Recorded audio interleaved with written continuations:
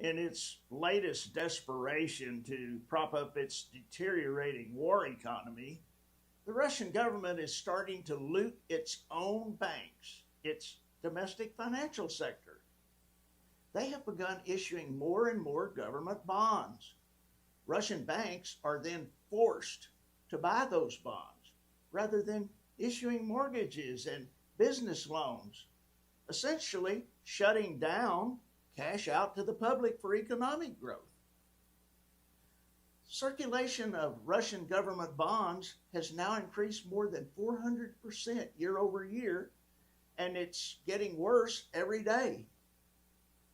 These bonds are not being purchased by the Chinese central bank or Nicaragua or Brazil or North Korea.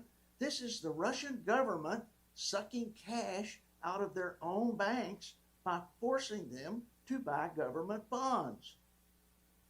What happens in the future when the Russian banking sector asset sheets turn out to be government bonds, worthless government bonds?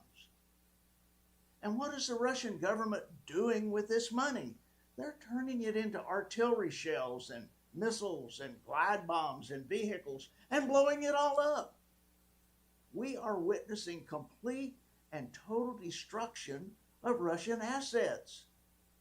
The banks are increasingly sitting on shells purchased from North Korea that haven't yet made it to the front, instead of car loans and mortgages and normal bank holdings.